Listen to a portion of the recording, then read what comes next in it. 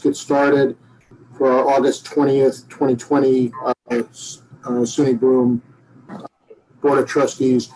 We'll call the meeting to order, and I'm looking for an approval of our minutes, our June 18th, 2020 minutes. Second. All in favor? Aye. Next item under section 2 is the preferred action agenda items, which were discussed and approved in finance and facilities. Unless there are any questions, I'll move for a motion on that to accept. I'll move it. Second. Okay, all in favor? Aye. Our action items under section 3.1, recommend approval to set the date of the annual meeting.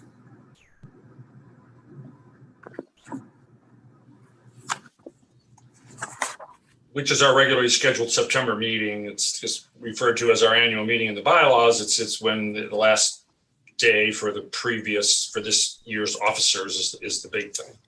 So it'll be September 17th at 5 p.m. in Decker. Do you need a motion for that? Yes. Okay, I'll move it. Thanks. I'll Jim. second. Okay, Jason, all in favor? Aye. Aye. Opposed? Okay.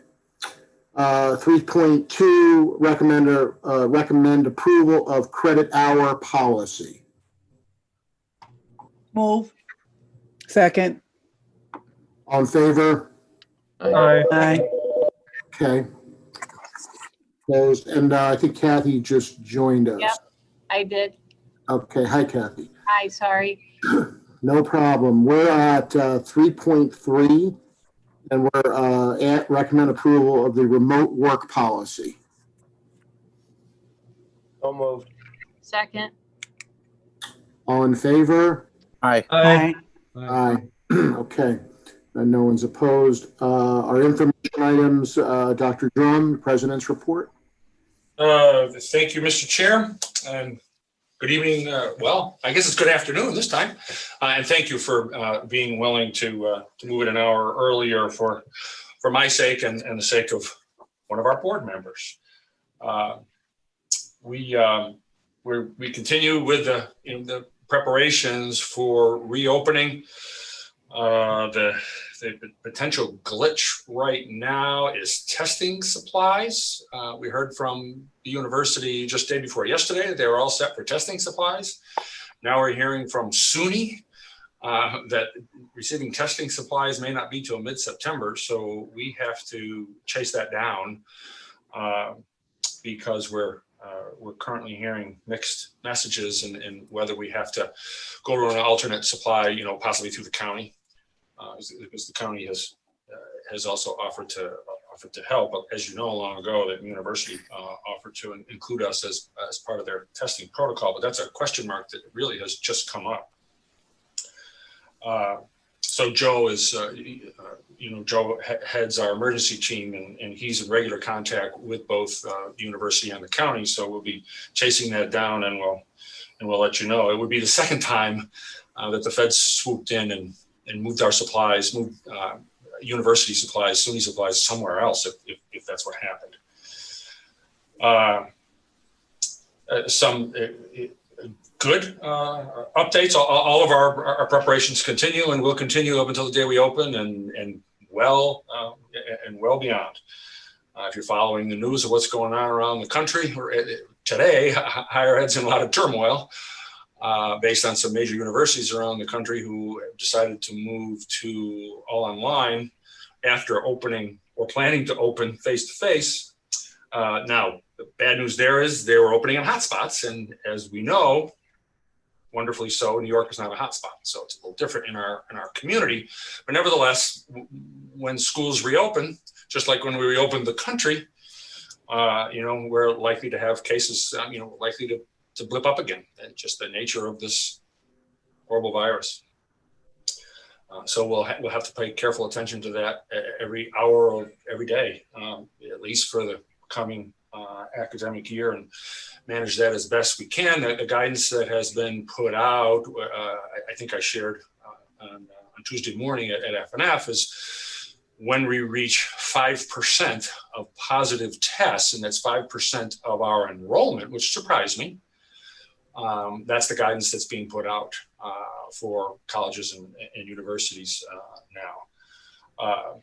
That would be time to think of, going to all distance learning again.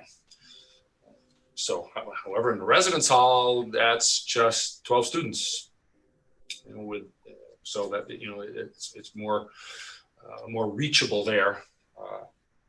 So we'll have to monitor that closely, and also whether how much success we have in quickly quarantining people and doing the contact tracing when it happens, because we're going to have cases somewhere. Everybody is. It's a matter of where. You might have heard Ithaca colleges, after deciding to start late. I just heard today, I guess with the decision we made a couple of days ago, they're going to be all online this fall. And I guess Binghamton School District is going to be all online this fall as well. I just heard that today. So lots to manage. And the discussion this morning was about snow days. With so much online, will we actually have snow days? Everything is in question, at the moment. If we could be fully hybrid, which some colleges are planning to be fully hybrid, then snow days wouldn't matter. It's a little harder for us with our technical and health and labs to think about being 100% at a distance. Again, it's more challenging for us than other schools, not quite as challenging as if we were a technical college. But every day will be a new day with this. Based on the discussion among the athletic directors, it looks like we will have a cross-country season this fall. Conversation has been ongoing for some time, and no decision had been made when basically all sports were canceled for the community college league. But the athletic directors have agreed. I guess there's a handful of teams that are ready to run.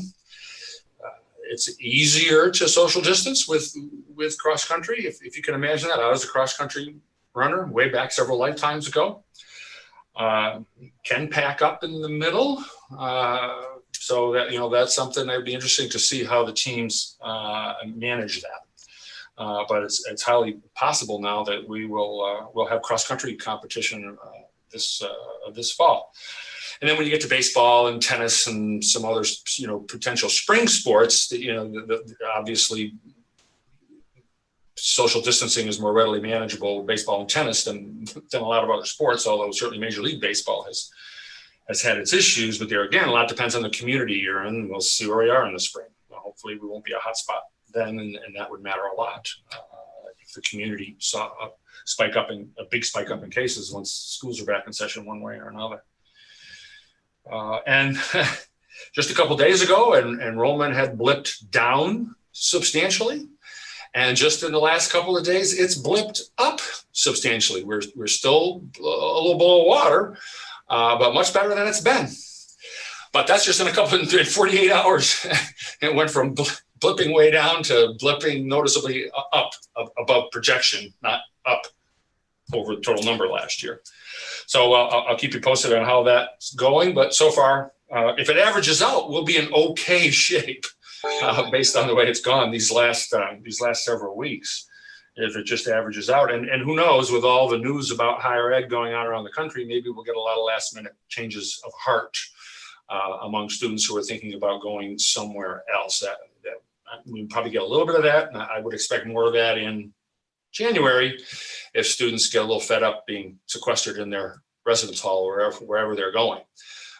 Adding to that dynamic, of course, is most of our students go to school in state. Most of New York students go to school in state or in the Northeast, and the Northeast is in pretty healthy shape as compared to the rest of the country. So there's not as much press to not go away as there might be in other regions of the country today. But so far, so good there. And I will leave my report there, and unless there are any questions, and these days there might be. Evan, I do have one question. Can Can you hear me? Can everyone hear me? Yes, oh, yes. Oh, okay, good. I do have one question. I saw in the report that the students would be asked to quarantine 14 days before they arrive on campus. Is that correct? If they're coming from out of country or out of state, from a hot state, they have to, they must. They must And they quarantine. have to provide documentation that they did it when they get here. If they're Okay, coming that from a- was if my they're coming question. from a hot state or from out of the country, they have to be able to document that they did that. How will, I understand that there's the testing problem has come up, but how will students be tested? Will they be tested when they arrive on their, will they be tested upon arrival? Will they be tested? Everyone is encouraged to test before they arrive. Yeah. But resident students and anybody coming from a hotspot will be required to test when they get here as well. But we're asking everybody to test before they come. Everybody. We're not requiring it, except of the population that where we're requiring it. Mm-hmm. But we're asking everyone to test before they come as well. So it's an honor system. If you're not coming from a hotspot or out of the country, you're not in residence, it's an honor system. And that's pretty much what everybody's doing across SUNY. Okay, thank you. Any other questions for Kevin? And there will always be masks inside buildings all across SUNY. Unless you're alone in your office, we have to wear a mask, including classes and everything else. Okay, thank you very much. And I should have welcomed Daniel to the board. Thank you for agreeing to be with us. And Kevin and I met with Daniel, Zoom call within the last couple of weeks. So I think Daniel brings a lot of good stuff for us, and a lot of knowledge. And so thank you so much. Thank you. So I think we're not going to get into the other information items today, but we can resume that shortly with our meetings coming up. So with that, on section 5, our 5 committee reports, the finance and facilities. Anthony, I don't know if there's anything you want to add to what's already in here. Nope, we've covered everything. Okay. And our meeting, and our annual meeting again, is Thursday, September 17th at the Libis Room where we normally meet. And with that, I'll move for an adjournment. Second. All in favor? Aye. Thank you. Thanks, Thank you, everyone. everyone. Be well. Take care. Thank you, everyone. Be safe. Bye-bye.